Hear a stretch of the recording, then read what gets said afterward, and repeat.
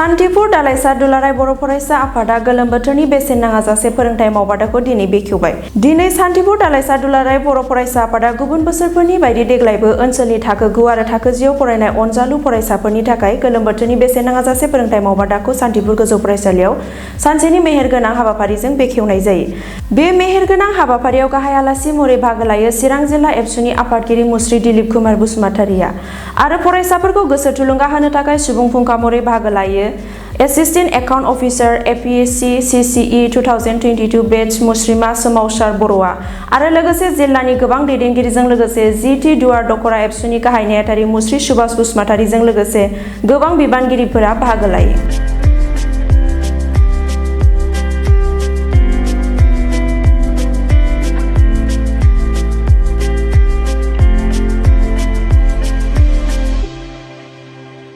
चिरां जिल्ला दुलाराय बर' फरायसा आफादा जे फरायसाफोरनि इयुन बा फरायसाफोरनि जे क्वालिटी इडुकेसन बेखौ नोजोर होनानै गोलाव समनिफ्रायनो स्पेशेलि जे सामार मोनसे भेकेसन थायो बेवहाय जोङो फ्रि कचिं केम्प होबाय थानाय जादों। दा फैयै फैयै देग्लायबो जों चिरां जिल्लानि सिङाव थांनाय 1 थारिखनिफ्राय जेसेबां हाई स्कुल दङ बे हाई स्कुलाव फरायनाय एमइ स्कुलाव फरायनाय फरायसाफोरखौ जोङो दान मोनसे फ्रि मोनसे कर्स माने बेसेन नाङै फोरोंथाय बादाखौ जों खुलिबाय।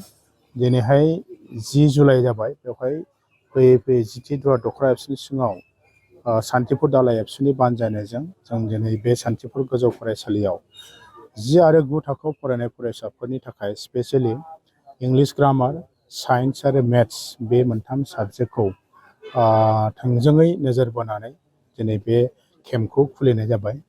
आरो बे कचिं केम्पनि गेजेरजों जोङो चिरां जिल्ला एबसुआ मोनसे फोथायनाय दङ आरो जोंनाव बे बास्तब मोनसे एक्सपिरियेन्सबो जाबाय जे जों गोबां फरायसाफोरखौ गासैबो लेसनखौ फोरोंजोबनो हायाब्लाबो आरो फोरोंजोबनाया सम्भबबो नङा।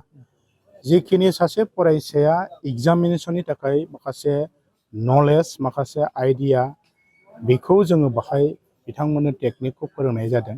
जों बोरैहाय एग्जाम एपियार जानांगौ स्पेशेलि एग्जाम ओरिएन्टेड मोनसे बाहाय कचिं जायो आरो बेजों लोगोसे फरायसाफोरखौ हायार इडुकेसन लानानै जों बोरैहाय जब क्रेक खालामनांगौ बोरैहाय जोंनि स्किल बोरैहाय जोंनि प्रफेसन आरो बेजों लोगोसे मानसि हिसाबै जोंनि जि केरेक्टार जोंनि बिहेभियार हिउमेनिटी ग्राउन्डआव बे गासै बाथ्राफोरखौ जोङो बिथांमोनखौ इनकारेज खालामो मटिभेट खालामो आरो बे नोजोरजोंनो जों लांबाय थानाय जादों।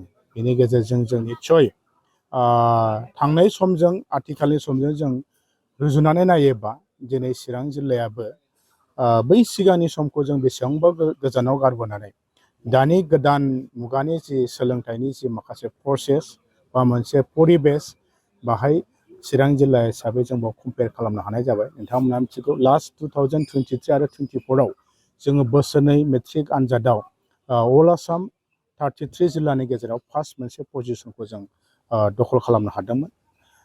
बेबायदि मोनसे बेबस्थानि गेजेरजों बेवहाय बयबो फोरोंगिरि बयबो गार्जेन बयबो इन्टेलेक्सुयेल आफादफोरा जोंखौ कपारेट खालामदों समाजनि मोजांनि थाखाय फरायसाफोरनि इयुननि मोजांनि थाखाय बाव आरो स्पेशेलि फरायसाफोरखौबो जोङो गोबां बाथ्रानि गेजेरजों बिथांमोननि फरायनायनि फारसे जि मोनसे गोसो थुलुंगाखांनाय बेखौ जोङो दिनै लाबोबाय थानाय जादों। जोबोद दुखुनांथाव चिरां जिल्लानि सिङाव सम सम मोननैसो रिमट एरियायाव जे फरायसाफ्रा अबथिरायै जे मोनसे सुइसाइड जानाय बा गावनि भबिसतखौ धंस खालामलांनाय बे थासारि आरो जाथायफ्रा जोंनाव जाबाय थादों। बेखौ नुनानै जों जोबोद दुखु मोनदों। दा बेवहाय गोबां खारनफोर थाबाय। दिनै जोङो माखासे रिमट एरियायाव थानानै जोंनि ओनसोलफ्रा बेकवार्ड थाबाय।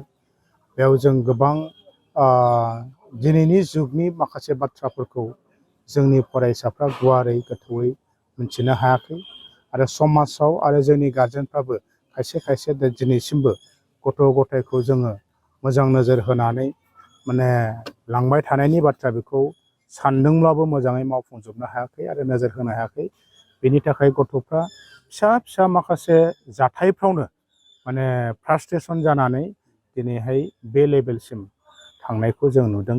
दा बेनि थाखाय जों माखासे पलिसि माखासे बेबस्थाखौ जों लानांगोन समाज नाङैनो जे फरायसाफोरखौ जोङो मेन्टेलि बिथांमोनखौ माखासे बिथिं इनकारेज खालामनांगोन चेलेन्ज खालामनो हानाय जेंना जेंगोनाफोरजों जोङो सौसिनानै गावनि लाइफआव जि मोनसे आउटकाम खालामनो हानाय बा अभारकाम जानो हानाय बे बाथ्राफोरखौ लानानै जों समाज नाङैनो माखासे एवारनेसनि प्रयोजन दं आरो बेनिखायनो जोङो मोनफ्रोमबो हाइ स्कुलाव मोनफ्रोमबो फरायसालि आरो गामिफ्राव दिनै बेफोर बाथ्राफोरखौ लानानै ससियेलि जोङो सांग्रांथि होनायखौ जों लांबाय थादों आरो इयुनावबो जों लांबाय थागोन।